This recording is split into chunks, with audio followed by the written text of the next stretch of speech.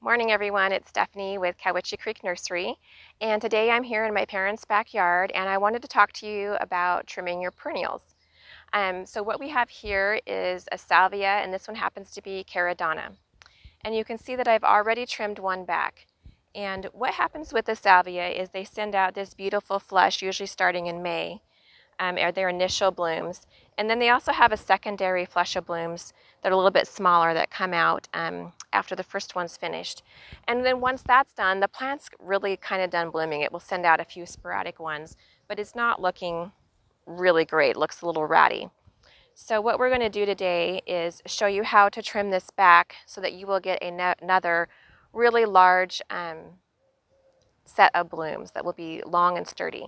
If you were to just trim lightly, if you were just to take a few of these off, you would still get some blooms, but they would probably be smaller and more sporadic.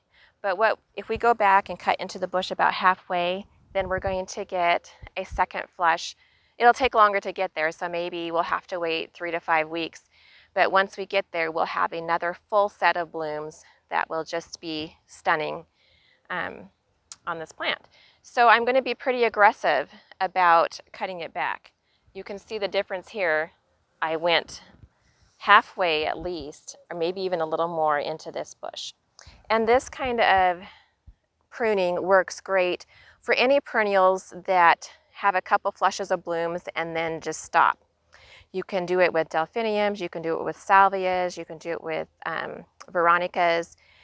So anything that you see that's really stopped blooming is looking a little ratty, you can do this, take this option, and then you can get some more blooms later on. So I'm just going to grab these and just get into this here.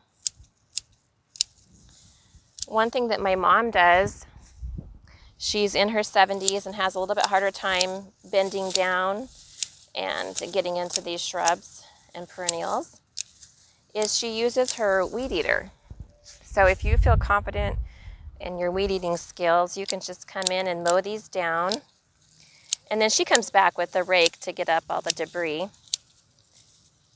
And that seems to work great for her.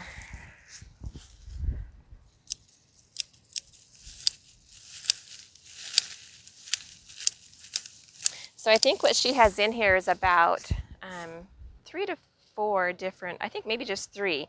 So once I finish this one, then I'll have one more to do. But I hope this gives you an idea of what it should look like and what you can do to get yourself a whole nother set of blooms. So thanks for watching.